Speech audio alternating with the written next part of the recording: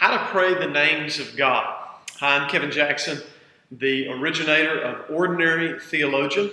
You can go to my website, ordinarytheologian.org. You can find a lot of resources there for Christians, blog posts, videos, that sort of thing.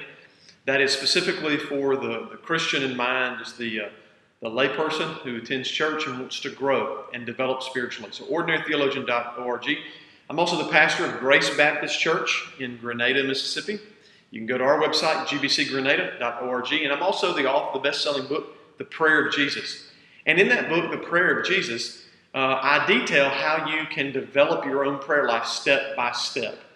And so this is one of the ways, or one of the building blocks that I help you to build your prayer life. So how do you pray? The names of God. That's one of the building blocks, how to pray these names. And you got these three foundational verses over here. Proverbs 18:10 says, "The righteous run to the name of God and they're safe." The righteous, the name of the Lord is a strong tower.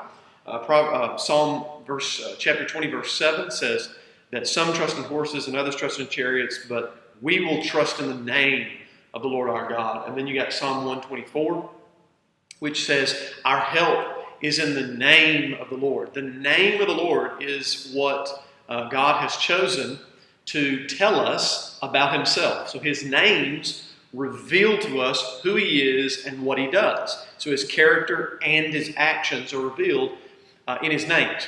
So today we come to, again, a compound name, Hebrew.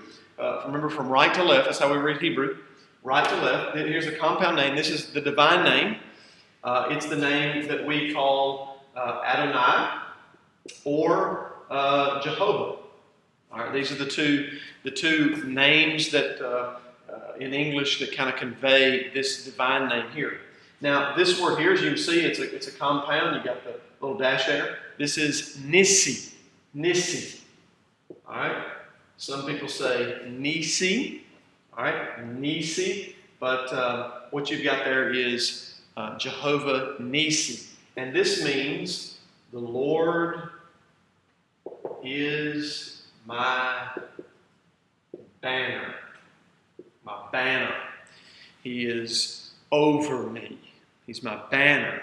Now there's a verse, these actually two verses here that I want to show you. One is in Exodus 17, verse 15. And this is Moses, of course. And Moses says, or the Bible says about Moses, and Moses built an altar and called the name of the altar Adonai Nissi. The Lord is my banner. And there's another verse, a couple verses here that you can look at. Isaiah 11, verses 10 through 12. You can also see that. But the point here is that he is our banner.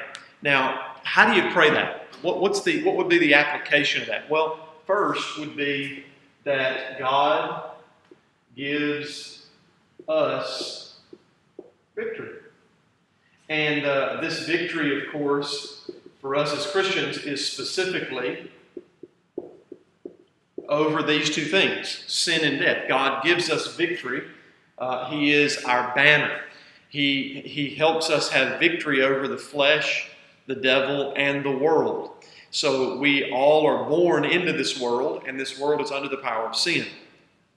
Him being our banner means that he that is in me is greater than he that is in the world. That as I am in Christ, I've overcome the world. That means that the way the world thinks, the way the world moves, the way the world operates, I can operate above that because I've been saved out of it. He's my banner. He's given me victory over the world and over my flesh as well. He has crucified me in Christ. He has made me a new creation in Christ.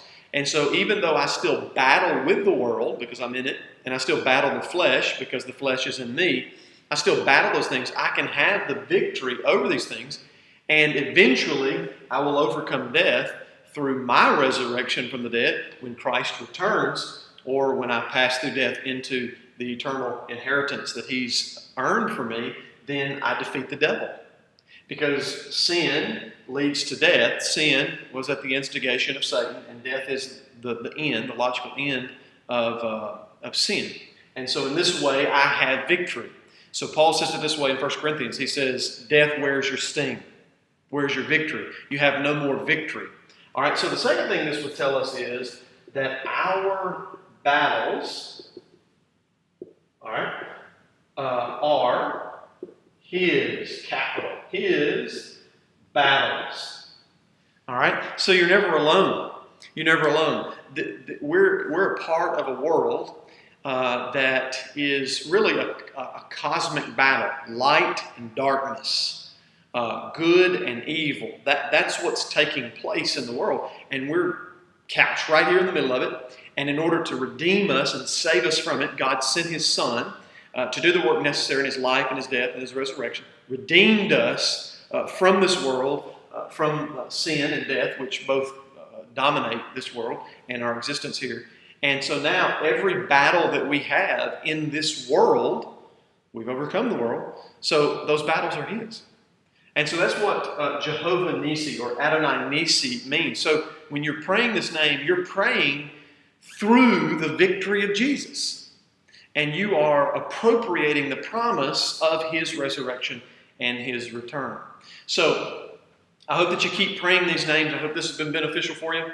If you want a copy of my book for free, go to my website, ordinarytheologian.org, ordinarytheologian.org, and get a free copy today. May God bless you and keep you as you learn how to pray Jehovah Nissi.